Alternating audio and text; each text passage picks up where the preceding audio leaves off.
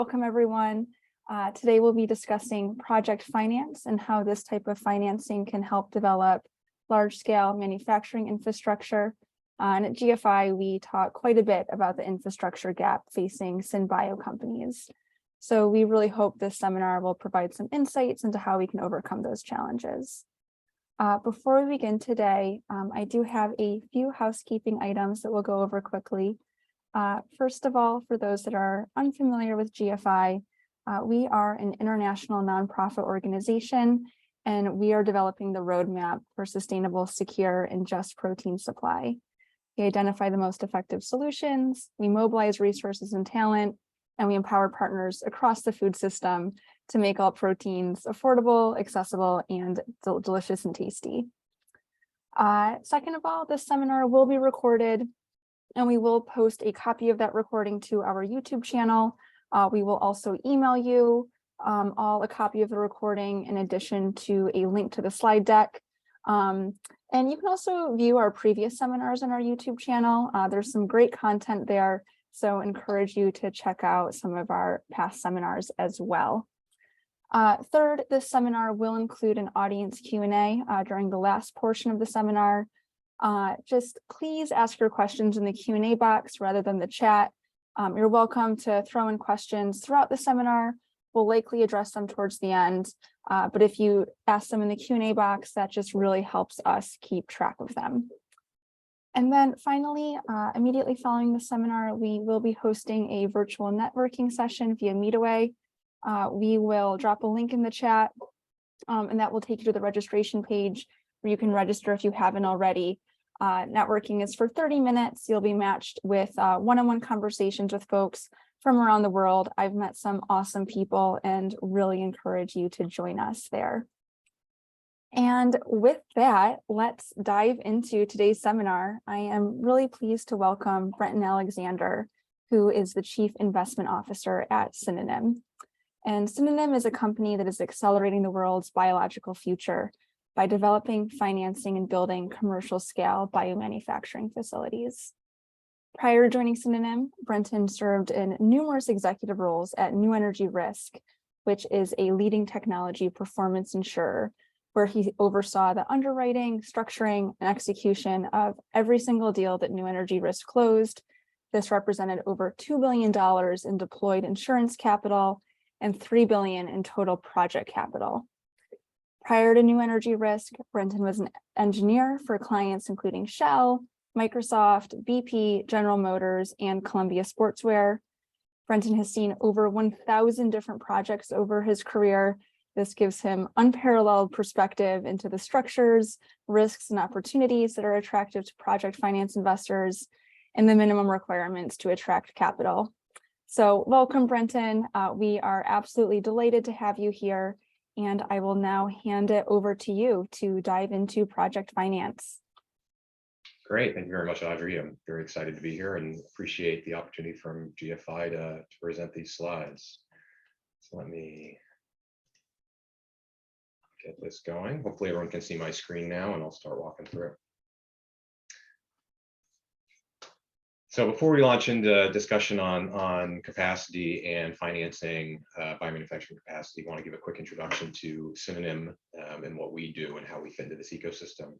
So at Synonym, we develop, finance, and build commercial scale biomanufacturing infrastructure. And so we are interested in how SynBio companies across all stages of growth find access and utilize biomanufacturing capacity. From early stage VC-backed companies that are looking for lab space or piloting space, all the way up to growth equity companies that need dedicated commercial scale facilities, like the types that we build, and mature public-private companies that are expanding and need considerably larger footprints than just a single facility could provide. And so we are focused on the industrial portion of the scale-up process, although we are we partner with companies that are across the scale-up ecosystem, from bench to pilot to industrial. So we understand that whether you're building a wet lab and an R&D facility to a pilot facility to industrial facilities, these are large capital investments. And the process you go through to raise the capital for these investments both evolves over time and it's important to the business to understand how to finance these over time. So generally, bench R&D, they come from research universities funded by government primarily. Pilot demo often are either in-house on balance sheet with venture dollars or are borrowed from CDMOs. And at the industrial scale, greater than 100,000 liters per batch, tank size, where you're getting into many tens to hundreds of millions of dollars in capital requirements to build capacity.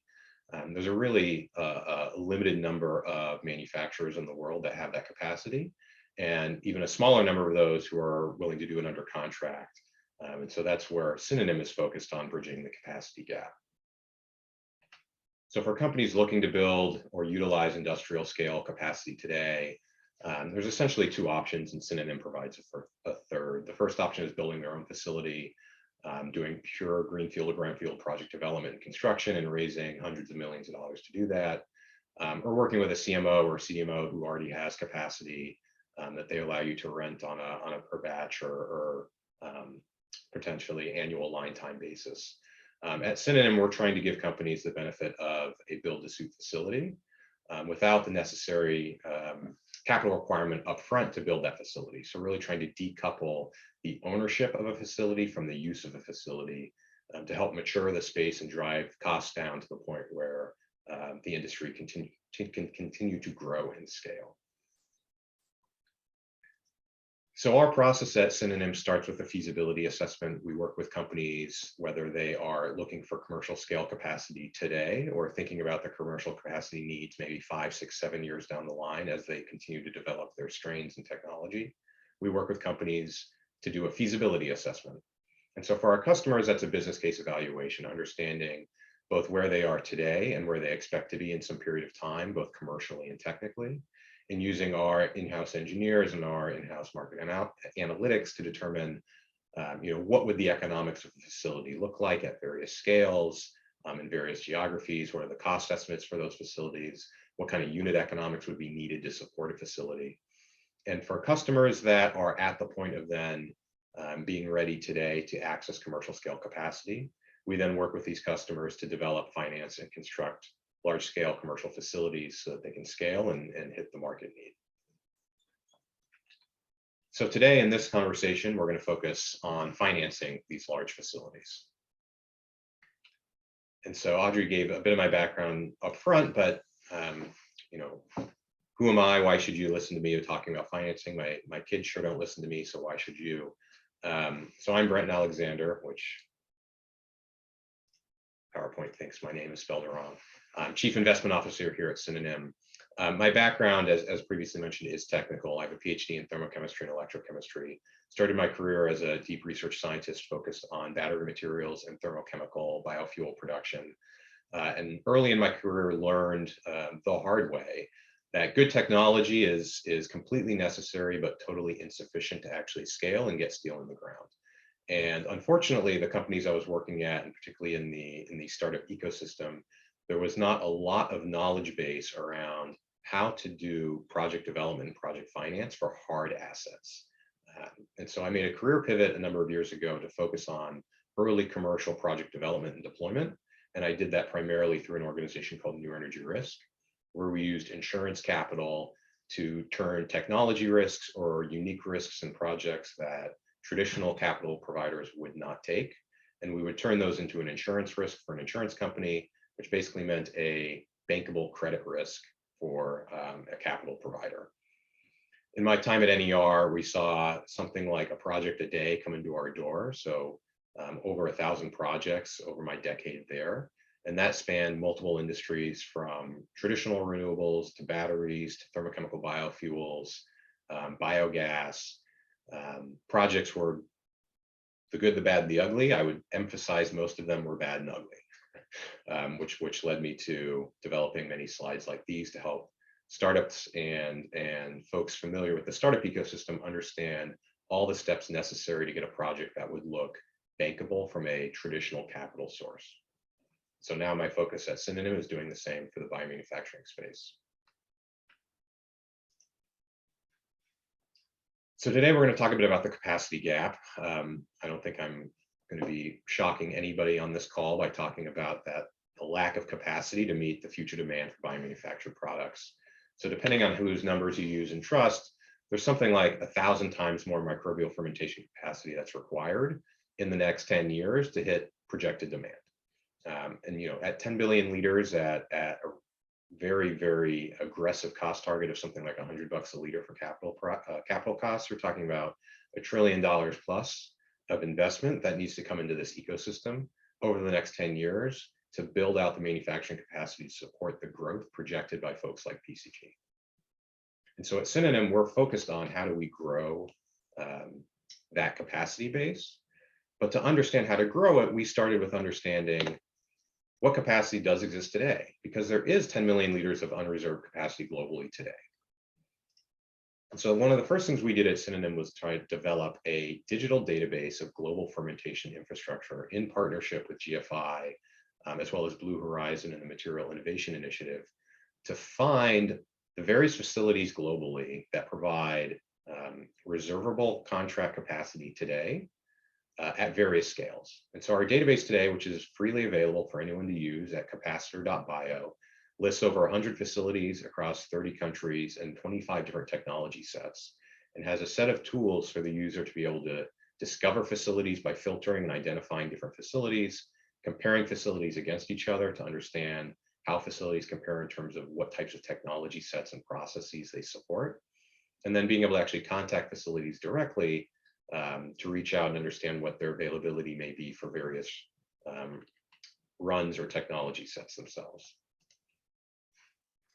The facilities on Capacitor they span the gamut from small scale in terms of laboratory facilities, bench scale facilities, through pilot demo, and all the way up to 100 cubic meter plus commercial facilities across multiple geographies, including Americas, Europe, Asia Pacific. When utilizing the tool, there's a search bar and a filter system that allows you to more easily filter out various technology sets, whether it's making sure a facility has the types of process equipment necessary for your process, scale of that process equipment, location. For each individual facility, you can then learn more about that facility, including lots of technical specifications, as well as relevant non-technical information. And then for facilities that tend to fit the need, there's the ability to then directly contact facilities to understand what their availability may be or what their allowed or non-allowed processes are. So we launched this tool at the beginning of November, and we've learned significantly from our users since then. So right now, this tool has a global user base, which has been exciting to see. It's split across Americas, primarily the United States, Europe, which is primarily UK, Germany, Netherlands, Denmark, and then Asia Pacific as well. And those users are also spread across a variety of the key stakeholders in the ecosystem. So just under half of the users come from synthetic biology, small scale companies looking for capacity. About 1 in 5 users on the platform right now come from the actual facilities listed on the platform.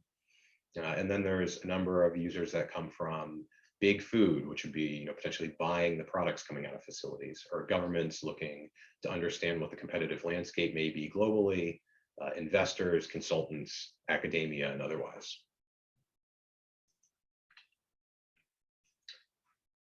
And perhaps surprising or perhaps not surprising, but in terms of the filters that people have been using when they've been searching for capacity, this gives a high-level view of what people have been filtering against. And these do not add to 100% simply because you can filter across multiple verticals at one time, so they can be selected at the same time. But scale, size of bioreactor, and types of technologies available at these facilities dominate the filters that people are selecting. And in terms of size of bioreactors, it's the large scale reactors that are primarily being filtered against. So it validates this assumption that there's a number of folks out there in the world right now looking for capacity, and particularly looking for commercial scale capacity to help scale their processes to reach market. So how do we build that commercial capacity that folks need? Because we all know there's not enough of it out there, as we already talked about. And so that's what we're going to talk about for the rest of the conversation today. To build commercial scale capacity, as mentioned before, needs to be something like 30 to 50 billion spent annually through 2030 just to hit targets presented by folks like BCG. So how are we going to do that? For folks looking for building their own commercial capacity, we need to learn a lot about project finance. And so I'm going to talk a bit about project finance for the first part of this conversation here. I'm doing that because many of the companies that I've worked with in the past, particularly startup companies, think of project finance as a capital source. But project finance is not actually a capital source. Project finance is a project structure, and it's a project structure that is utilized for a very particular reason that enables access to larger capital pools, but it is not in itself an actual source of capital. And so it's an important distinction to make as you think about how you actually access capital for a project. Project finance could include capital providers from traditional institutional capital partners like pension funds that have very low cost of capital. Project finance transactions can also work with high risk tolerant private equity groups that demand significantly higher returns. What's common across project finance is the mechanism through which you raise the capital. Now, project finance has been in use for many decades, but primarily before the 1980s, it was used in the public sector to support things like roads, bridges, and airports. It's only been since the 1980s that it's gained more popularity in the private sector to support things like power plants, wastewater treatment plants, oil and gas terminals, and things like that.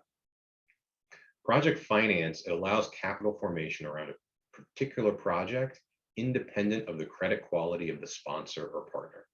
And that's the key aspect of project finance.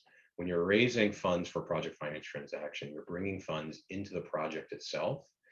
And those investors are then underwriting the profitability of the project independent of the business case of, or the profitability of the startup or the sponsor or the technology provider who may actually be providing the technology set for the project itself.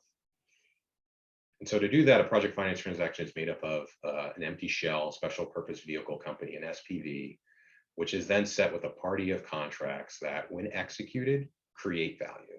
So on day one, a project finance transaction is just a blank piece of paper or many blank pieces of paper that then get filled in with an empty shell company that has a set of contracts. And then when you execute all those contracts, including your capital investment contracts, suddenly you have something with value. So why should we be thinking about this, particularly if you're a startup in the space trying to think about your commercial scale aspirations and how to build them?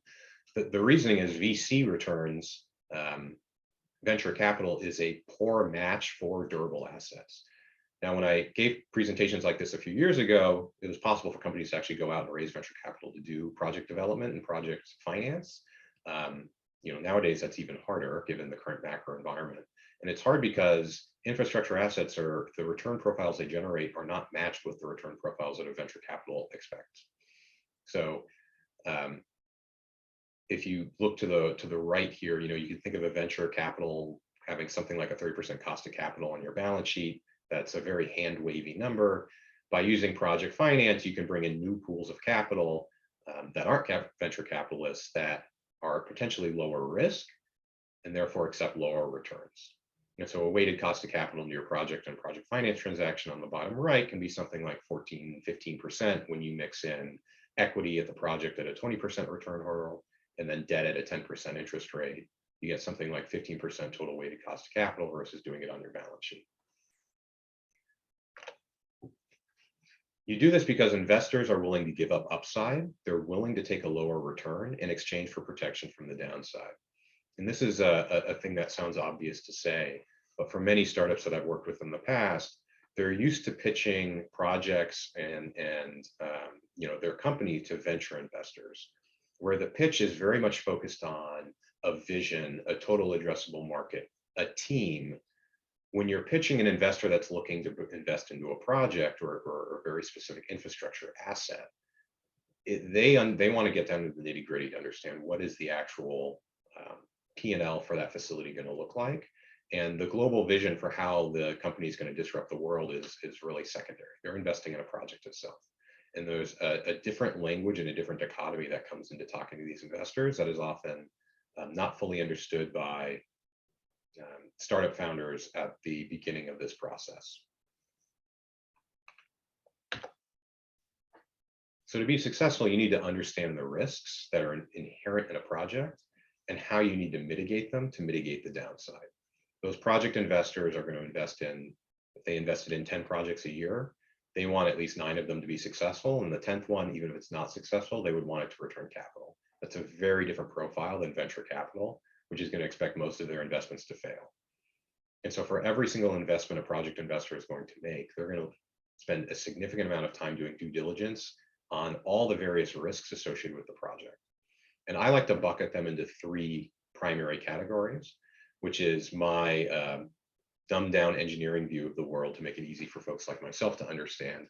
But basically, there's 3 primary risks you need to worry about that the investor is also going to worry about. The first is, can you build it? So if they're going to give you a pot of money to hire a construction firm to start building an asset, how do they know that the project is going to be built on time and on budget? On time is important because they're going to be expecting you to start paying them back at some time period in the near future. And on budget is important because no one wants a half-built facility where you need to then go raise more funding. So the associated risks for that are construction risks. Who's doing the construction? If there's multiple construction crews, there's interface risks across various contracted parties. Logistics risk, how are you going to get equipment on site? What does the supply chain look like? Permitting risks, do you have all the permits necessary to actually build and operate a facility? If not, how do you know you're going to get them? The next set of risks once you've actually built a facility is around making stuff. So how do you know you can actually make the stuff you expect to make? Will the project produce the amount of product you expect to produce at the expected rates and at the expected costs? And so there's a lot built in there. There may be basis risk around, if you're operating in an international environment, what does the exchange rates look like? There could be market risks depending on how your contracts are structured in terms of what is the pricing of the thing you're going to sell and how do you know what the pricing will be like in the future. There could be regulatory risks, risks of scaling up a technology. How do you know the technology that you've developed in the lab or piloted is going to work at the larger scale? Logistics risks, IP risks, management risks, many risks associated with actually being able to operate a facility and produce stuff. And then the final bucket is once you actually make it, can you sell it? So who's going to buy it? How do you know they're going to buy it? How do you know they're going to keep buying it? How do you know what they're going to buy it for? All these questions have to be answered for a project investor to come into a project and actually put their capital at risk. So to do that, you need the nexus of contracts in your SPV to be structured to mitigate all these risks. So what do I mean by that?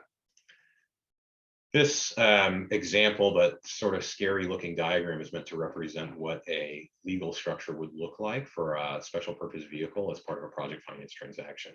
So the black box in the middle here is the project company, what we call the project co. That is the SPV that owns the asset and what everyone would be investing into. That asset then has a set of contracts with a whole bunch of other stakeholders in the system. So there would be an IP license generally from the startup to provide the IP necessary to operate that facility and potentially license fees back to the tech co.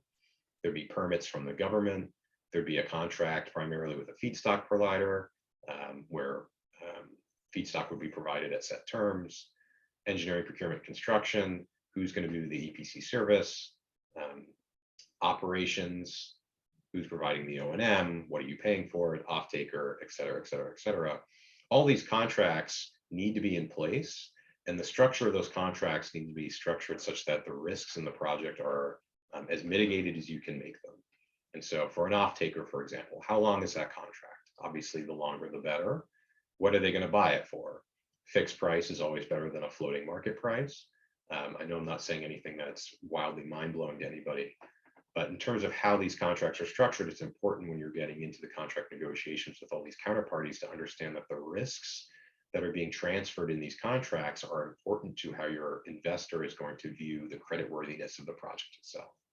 And so many times we see companies, for example, on the EPC side, initially look to choose a either self-perform EPC service or something like a cost plus type contract, simply because it's cheaper, at least from a headline number, to start that way.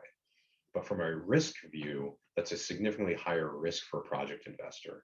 What a project investor generally would want to see on an EPC contract in a perfect world would be a contract that's lump sum turnkey. And so they know that the EPC is guaranteeing the project will be built on a certain time frame at a certain cost. And if the time frame or the cost are missed, there'd be damages payments from the EPC to the project to cover the damages due, so that the investor in the project then understands that if things come in over budget or late, the EPC is carrying that risk, not them. Similar analogs exist across all of these different contracts. It's a push and pull between how much risk is going to be transferred from that SPV to a third party, and there's costs associated with transferring that risk. So that nexus of contracts has to be structured to mitigate risks. And the goal is to get the risk down to what is an acceptable level.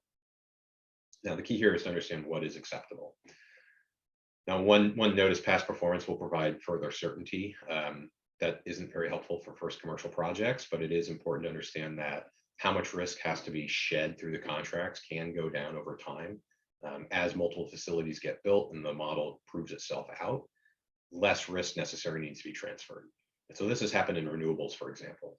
In the early days of commercial scale or industrial scale, solar, for example, there is high requirements on the offtake, on the power purchase agreement on those facilities to have a creditworthy counterparty for a long duration of time at a set contract value to purchase the electrons being produced at the facility. Nowadays, facilities can get built with no PPA whatsoever because investors have an understanding of that market. They understand that electrons produced will end up finding an off-taker at some point in the future.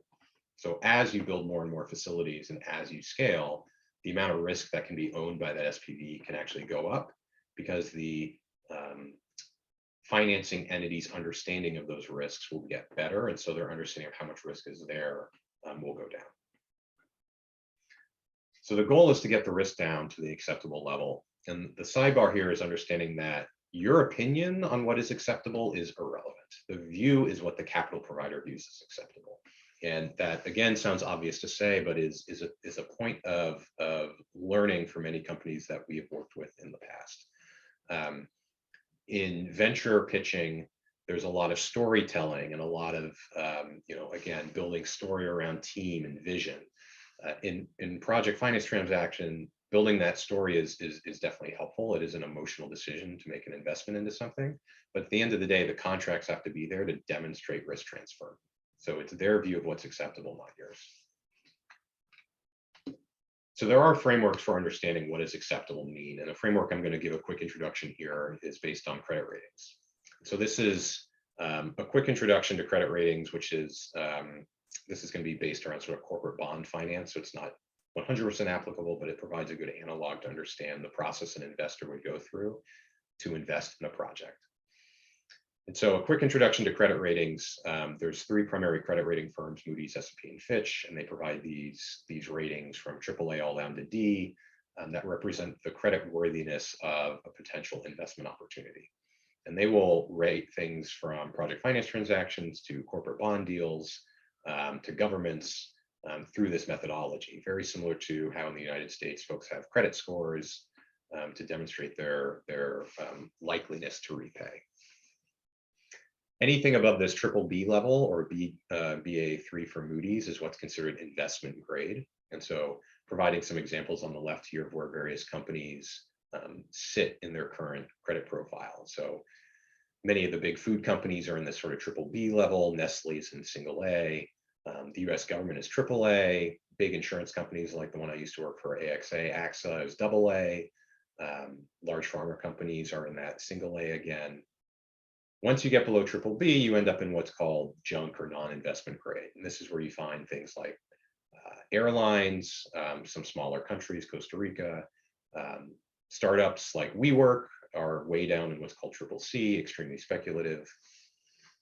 So what do these actual credit rating numbers mean? There is data that's available for a variety of subsectors or infrastructure types that give a direct understanding of the probability after a certain period of time of a company or an opportunity in some rating being in a new rating after a period of time. And so in this plot or in this table, for example, if you had a company that was AAA today, in 5 years' time, it's 72.39% chance that they would still be AAA. And there's a 0.02% chance they'd be in default. And as the original rating goes down to BBB, single B, triple C, you can see the probability of default over the 5-year time period goes up pretty significantly. Now, these are exemplar numbers. Don't put too much weight in them, but this is trying to give a sense of how having a credit rating that's provided by a rating agency gives an investor or a bank an idea of the likelihood of default on that investment over a set period of time.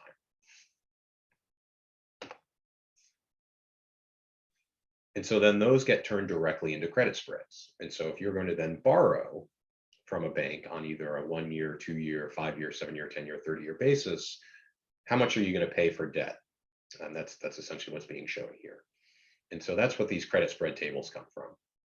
And so if you're a AAA entity, your spread here is, these are basis points. So essentially 5 basis points would be like adding 0.05 to the interest rate on US Treasuries.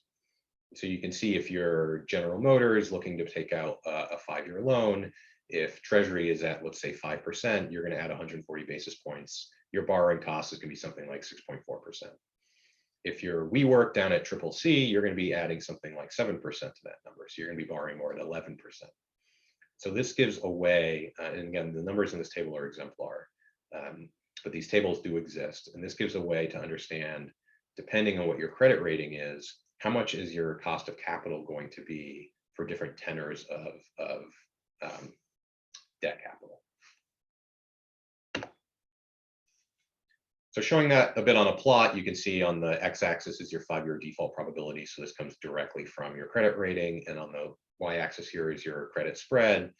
Not shockingly, as you become more and more likely to default over a period of time based on the riskiness of your project, the credit spread that you have to pay goes up pretty significantly. So this comes back to that original point that project finance is not a source of capital, it's a project structure.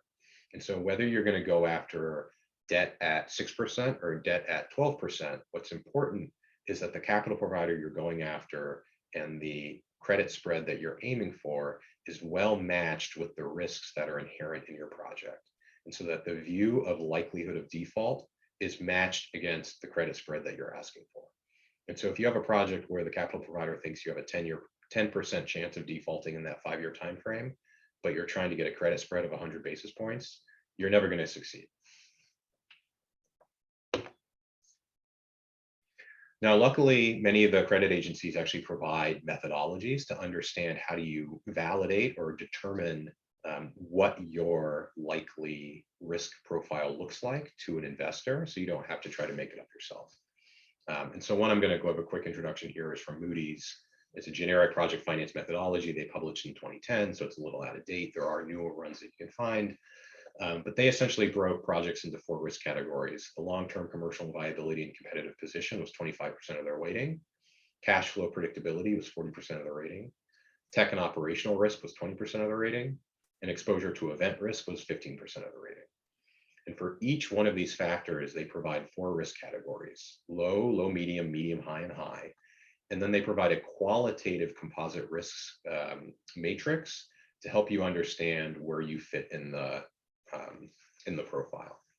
And so if you read this methodology, there'll be a table that says, okay, for tech and operational risk, and then it'll have a paragraph qualitative description saying something like, have demonstrated at pilot scale, not demonstrated at commercial scale. And with that qualitative description, it'll tell you you are a low medium or a low or a medium high on the risk factor. And that has that qualitative description across all 4 of these. And you can use those qualitative descriptions to determine if you're low, low, medium, medium, high, or high in all 4, and then use these weighting factors to determine whether your project as a whole is a low, low, medium, medium, high, or high risk project. They then publish tables in this report, in this methodology, that allows you to then transform your risk score on the left into an essentially a view of your credit rating. And this is based on what your expected debt service coverage ratio would be. So this is for a methodology to determine what your risk tolerance would be for a debt raise. And so that depends on how much debt you want to take out. So a project, for example, that is taking out 10% of the total project cost in debt versus 90% are very different risks, because the amount of cash flow generated by the project in terms of its ability to repay debt is different.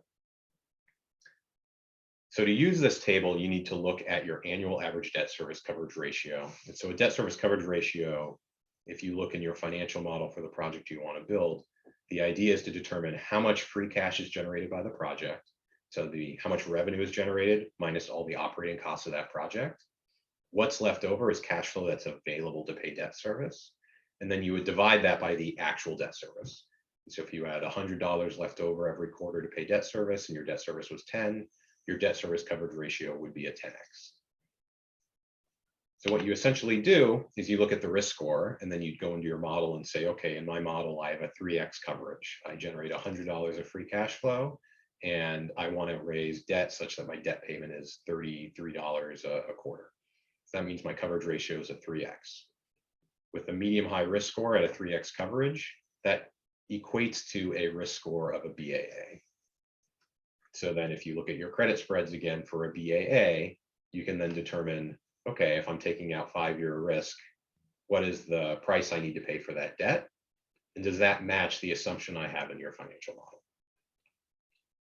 If it doesn't, it means you need to essentially start again and either improve the economics, improve the technology, change your assumptions around the financing you'll be able to raise for a project until your project model passes the test of this methodology. And that gets you on your path to being something that's going to be acceptable by a project investor.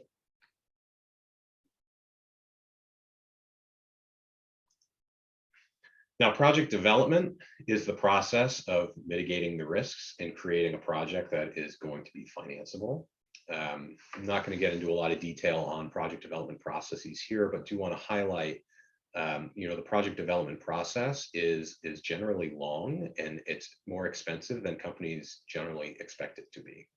And so this Gantt chart is an exemplar chart, but generally from projects that I've seen that are infrastructure level projects that are $100 million plus CapEx projects, it takes somewhere between 2 to 3 years from the initial idea that, hey, we need to build a project to actually be able to close financing on that project.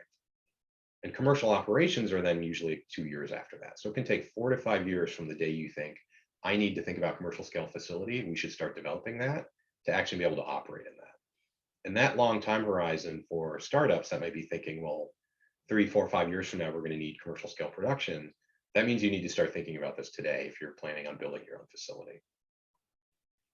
Additionally, all the work that needs to be done prior to a financial close on a project finance transaction to get all those contracts in place includes identifying the site, putting the site under site control, starting the permitting work, particularly with local permitting authorities. That involves working with consultants.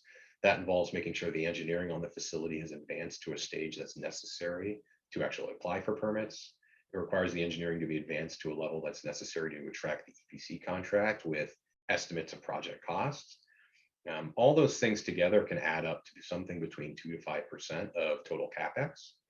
And so it's important to understand that prior to actually pulling in project financing into a project, something like 5% of your project costs is already going to be spent by that time. And it's going to take a couple of years to do it. And so as startups think about their runway and raising capital to support project development, if they choose to develop their own projects, it's critically important to make sure that in your raises, you're raising enough to support all the costs associated with project development and the time frame of doing it.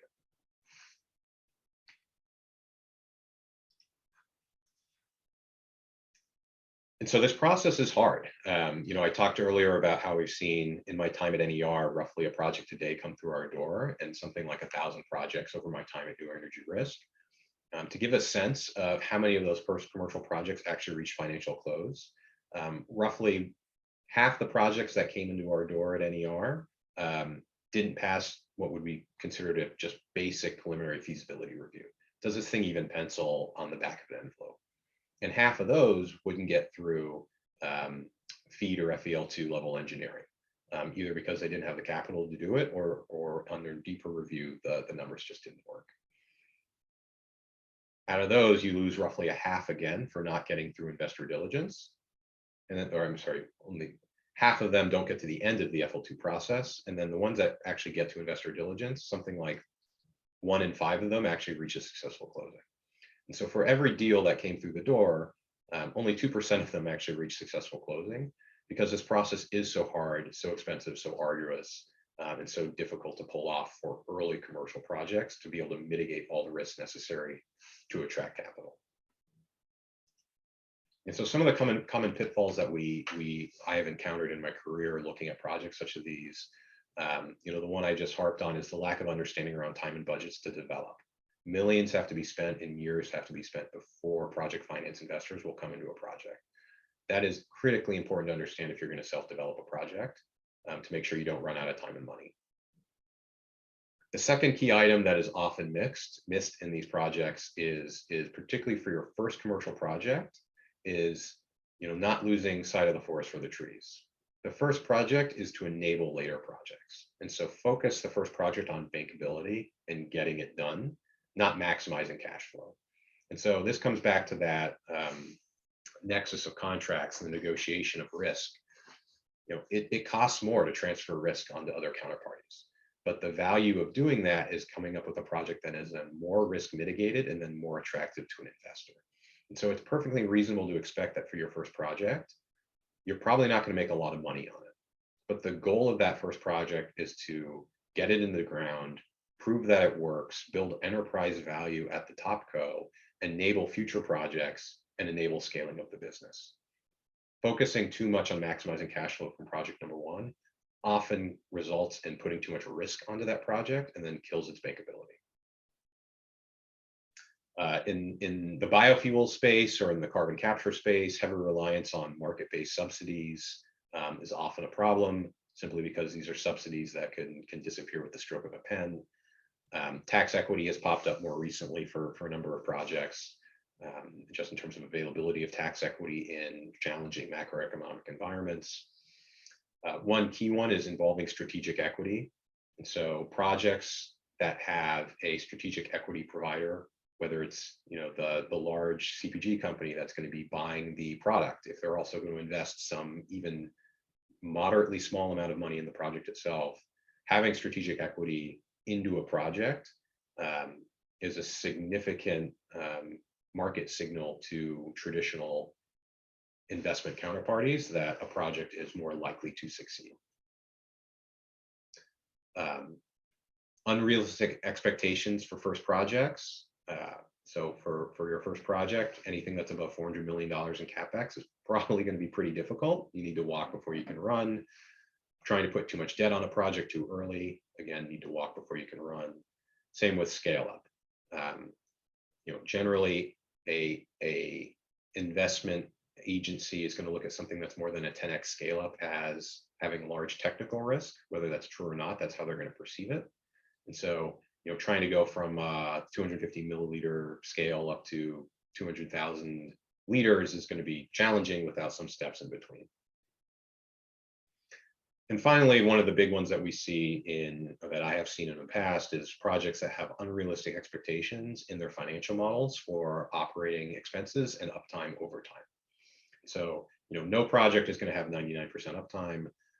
No project in terms of the operating expenses is going to be free. Making sure that reasonable operating expenses are built into the model and reasonable uptime projections that includes, both expected and unexpected downtime for maintenance is important to convincing an institutional investor that you're presenting a real project to them and not something that is, a bit pie in the sky.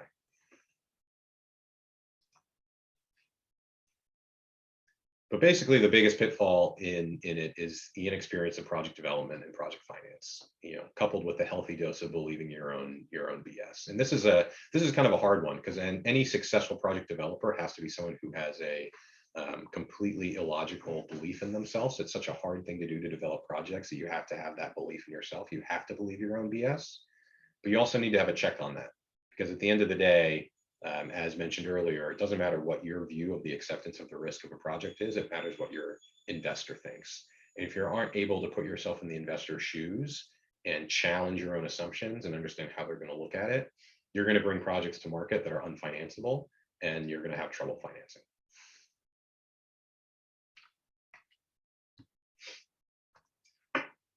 So I'm going to wrap this conversation up with a bit of a thought experiment. We talked this whole conversation around how you actually raise capital and think about capital raising in a project finance transaction for large scale biomanufacturing facilities.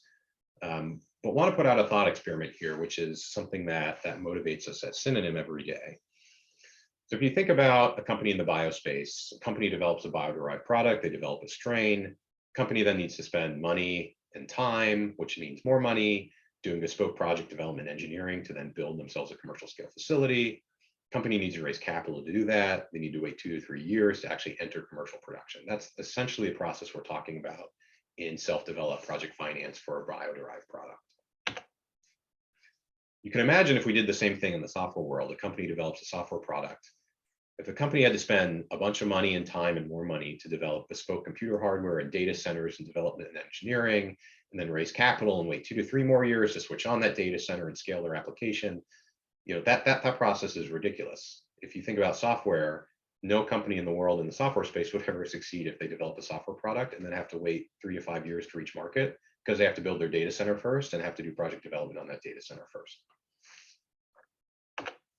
And that's been solved because in the software space, data centers already exist as an asset class where third parties can build a data center, and then the availability of assets in that data center can then be leased to the software companies that need it to scale their business. And at Synonym, we look at this as a great analogy for what biomanufacturing facilities can be. And so our view at Synonym is that, whether it's Synonym doing or otherwise, biomanufacturing will become its own asset class. The factory is essentially the product in that view of the world, and the capital is the customer. So at Synonym, what we're working on is developing these large-scale facilities such that SynBio companies don't have to. But that's obviously a world we don't live in yet. But just wanted to give sort of a teaser of where, 5, 10 years down the line, our hope, whether it's Synonym or otherwise doing this, is we end up in a situation for biomanufacturing where, like software, startup companies don't have to think about all the stuff we talked about today, because they can develop their strain, and then there'll be a set of biomanufacturing assets, capacity available to bring their products to market quickly, easily, and cheaply without ever having to do self-development of their own commercial scale capacity. But understand today that doesn't exist yet. Capacity gap is very, very real. And hopefully this conversation today has been helpful in understanding strategies and mechanisms to attract capital into commercial scale facilities to enable scaling of the biomanufacturing space. So appreciate everybody's time. Wanted to give a plug quickly to our website, synonym.bio, if you want to learn more about us. And obviously, you can always follow us on LinkedIn for the latest updates on biomanufacturing finance. Thank you so much, Brenton. That was a fantastic presentation. I know I learned a tremendous amount about project finance and the work that you're doing over at Synonym. We have about 10, 11 minutes for some Q&A. So just a plug for everyone, if you have any questions, please send them to us via the Q&A box rather than the chat, and we'll try to get through as many as we can. So with that, our first question here is around geography. Someone here is curious about Synonym's plans or activities in India. Are you focused mostly in the US? Do you have India or international plans for the work you're doing? Yes, the answer is yes. So we are currently obviously focused on the US as a US-based company. We are looking at projects internationally. We haven't identified the location of our second project. Our first project will be domestic in the United States, but for this industry to scale, assets need to be global, and so Synonym expects to be global. Great. And do you have any recommendations on tips or resources that someone could use to determine the bankability of their potential project or their technology? Yeah, so I mean, the bankability of a project or technology, comes down to doing that methodology that I talked about in the slides. Doing that in real granular detail is basically building a fully scaled techno-economic model or techno-economic analysis for doing that. That's something that Synonym does provide. We have built those models internally as part of our essentially underwriting exercises to understand which facilities make sense to build, and it's our view that that tool should be useful to the industry as a whole. So we work with companies, whether they're early stage or later stage, to do detailed TEM modeling to determine bankability. And for those that are ready, we'll then work with them to build large facilities. And for those that aren't, we'll provide feedback on what they need to do both commercially and technically to get to bankability.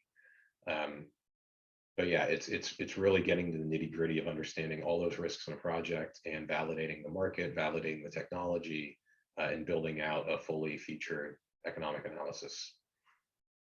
Thank you. And what are the typical returns that you've seen from these projects or these facilities? So for first early commercial project finance transactions where there's a significant amount of risk, perceived risk in a project, generally an equity provider is going to seek on a levered basis a return of at least 16–18%. So high teens, if not into the 20s. And then on the debt side, if you're able to attract debt in a first commercial facility, it's likely to be at least 600 basis points above a risk-free return treasuries. So you're probably talking 10–15% on the debt. So that's the start. As facilities get built, they rapidly come down the cost of capital. And so if you look at, again, solar is a good example, battery storage, grid scale battery storage is a good example of where this is happening now. Those went from being considered high risk, where return profiles were 20% IRRs, to routinely investable, where return profiles today are single-digit IRRs within the matter of like 7 to 10 years. I really appreciate that analogy to solar and batteries. And the next question here, how do you address the need for long-term cash flows in the biomanufacturing industry? Are there long-term supply offtake agreements, such as in the energy industry? Yeah, it's a really good question. It's one of the challenges of this industry. So, in the power world and the renewables world, you can go get long-term fixed price offtake contracts with creditworthy counterparties, and that enables other risks to show up in the project. In this space, unless we've missed something, there aren't 10-year offtakes with large companies for food products at fixed prices. They just don't exist. And they're likely not to exist because it's just not how the industry works. And so it's understanding that is going to be a risk in the project. And so that means many of the other risks in the project need to be mitigated that much better. And so, a project doesn't need to be risk-free to attract financing, but the level of risk has to be matched with the investment counterparty. So if there's going to be more risk on the offtake on the commercial side, you need to mitigate more risks on the other portions of the project. And the best way to do that is to, on the commercial side, is to demonstrate market pull as much as you can. So LOIs, contracts for short-term, even selling into commoditized markets so that there's no question a market will be there. Those are all things that can help on the offtake. Absolutely. And we have another person who would love to get your perspective on what kinds of resources a startup needs leading up to project financing. So what do they need to prepare to execute on a successful project financing round in terms of their finance team, legal team, et cetera? Yeah, it's a good question. And we didn't tee that one up, but it's another reason that we created Synonym is in our view, it doesn't make sense for every single startup to set up their own project development, project finance team, because that's not the core competency. That said, for companies that are looking to do it, on their own, you absolutely need a project developer, someone who knows how to go out and find sites and do the permitting work and actually, basically pitch a tent and be on the ground and work with the construction company and keep them honest. You need someone on the finance side who understands infrastructure finance and private equity finance. And you need someone on the engineering side who has built facilities before, whether in this space or otherwise, to act as your owner's engineer. And then the fourth person that's really key to have is an operator, someone who's operated a facility at scale before, because you need the operator's voice in the room when key engineering decisions are being made, so that you don't end up with a facility that has been engineered beautifully, but it turns out can't fit the forklift through the aisles and some just basic operational things that the engineering companies don't think about. So that's sort of like a bare minimum. And then there's going to be a world of consultants that you build around that help with the legal and help with the permitting and all those various aspects. Thank you. And this is a fun question, I think. If a non-VC investor had a few $100 million US to specifically address the capacity gap today, what would you say is the best next step for them to take?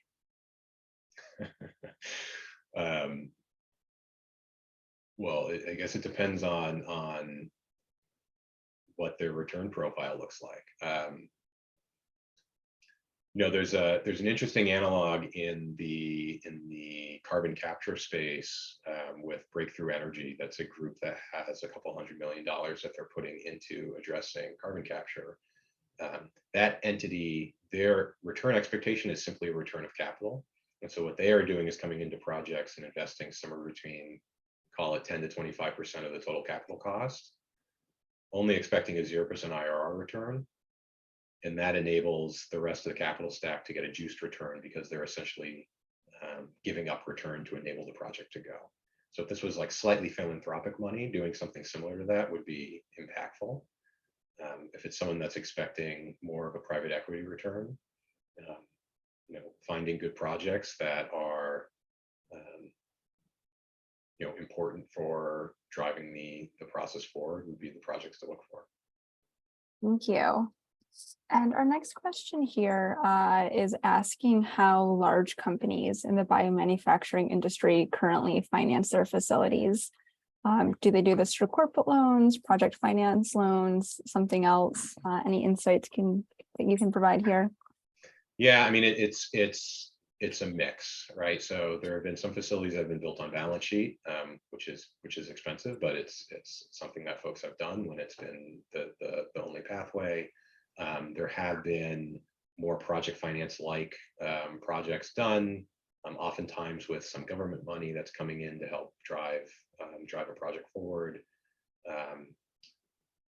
There hasn't, to my knowledge, been a pure play project finance transaction, which was independently developed and then financed with true infrastructure capital for the space. It's just not mature enough yet to be at that point today, at least for the traditional, non-traditional, non-pharma space. Pharma is a whole different game. Thank you. And I think we have time for probably one more question. And so this last one here is wondering, in terms of estimating total CapEx, is there a database for typical equipment cost estimates, installation factors? What resources can people use there to make those estimations? Yeah, the answer is yes and no. There are standards around cost estimating, which are easily findable online. And the standards around cost estimating do have cost factors associated with various portions of generic facilities. And then there are some publicly available information on costs of more standardized equipment that's used across a variety of industries that you can find through similar means. For biomanufacturing specific equipment, whether it's the fermenter or spray dryers or those kinds of things, there really isn't a great source. But generally, what's called FEL1 engineering, sort of a conceptual design with an EPC, that's the stage that you do there, where they have that data to try to develop a first guess at that. And that's a capability we built at Synonym as well, to be able to provide those early scale cost estimates as part of the TEM modeling that we do for our clients. Great. Well, thank you, Brenton. That's about all we have time for today. You've gotten a lot of love in the comments for the insights you've shared via this presentation. And just a reminder to everyone, we will be sending an email with a copy of the deck that Brenton went through, as well as a recording of the presentation today that will be posted on our YouTube channel, so you can go back and revisit all this great info. And then now, for anyone who's interested, we'll be moving over to Meetaway for some virtual networking for the next 30 minutes. So hope to see you there. And thank you so much, everyone. Thank you. Thanks to GFI.